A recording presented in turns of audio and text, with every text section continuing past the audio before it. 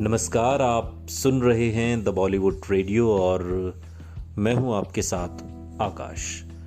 किस्सा राजेश खन्ना का और बात 70 के दशक की। निजी जिंदगी हो या फिर करियर, राजेश खन्ना अब बेहद पॉजिटिव थे। वो चाहते थे कि जिन निर्माता निर्देशकों के साथ उन्होंने हिट फिल्में दी हैं वो लोग सिर्फ उन्हीं के साथ काम करें। ये बात पूरी तरह संभव नहीं थी। 70 के दशक में कई बार इन बैठकों में जो राजेश खन्ना के घर देर शाम हुआ करती थी, जाने वाले एक शख्स बड़ी ही तल्खी के साथ बताते हैं। पॉजिटिवनेस तक तो ठीक था, मगर कामयाबी उन्हें बिल्कुल हजम ही नहीं हो रही थी। हमने अपनी आंखों के सामने उन्हें बदलते देखा है। उनका बर्ताव बहुत ज्यादा बिगड़ने लगा था। इंडस्ट्री में उनका एक कैंप बन गया था। अगर कोई उस कैंप से बाहर जाना चाहता था तो उन्हें कतई बर्दाश्त नहीं होता था। ऐसे लोगों को वो इस सबके सामने भद्दी गालियां तक दे देते थे। शुरुआत में उनके नाम पर फिल्में चलती थी, इसलिए कई निर्माताओं ने इस बर्ताव को बर्दाश्त किया, मगर जिन्हें अपनी इज्जत प्यारी थी उन्होंने धीरे धीरे उनसे अलग होना ही सही समझा।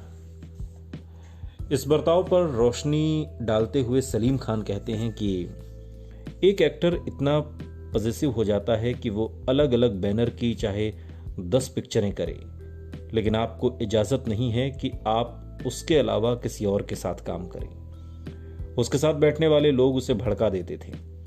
हमने राजेश खन्ना से कहा कि आप तो कर रहे हो अलग अलग प्रोड्यूसर्स की 10 पिक्चरें और हमसे ये उम्मीद रखते हैं कि हम आपके साथ ही काम करें, ये कैसे मुमकिन है?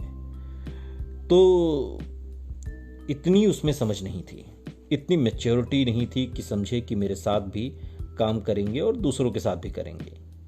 He was a very positive person by nature. बाद के दिनों में सलीम खान ने एक इंटरव्यू में कहा, चमचों से घिरे राजेश खन्ना की तारीफ से उन्हें अब इश्क हो गया था और आलोचना बिल्कुल बर्दाश्त नहीं थी, बर्दाश्त के बाहर थी। उनके साथ काम कर चुकी एक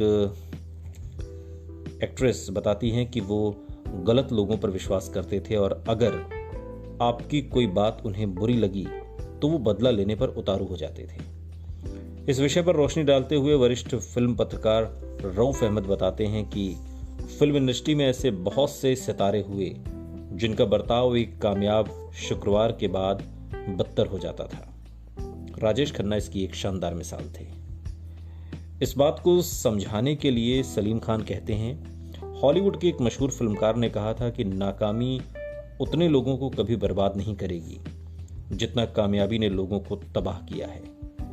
नाकामी में हम पीछे मुड़कर देखते हैं कि गलती कहाँ हुई और फिर उसका विश्लेषण करते हैं, लेकिन कामयाबी में हम कुछ नहीं सोचते क्योंकि हमने जो कुछ किया वो सबको पसंद आया, यानी हम सब कुछ सही कर रहे हैं।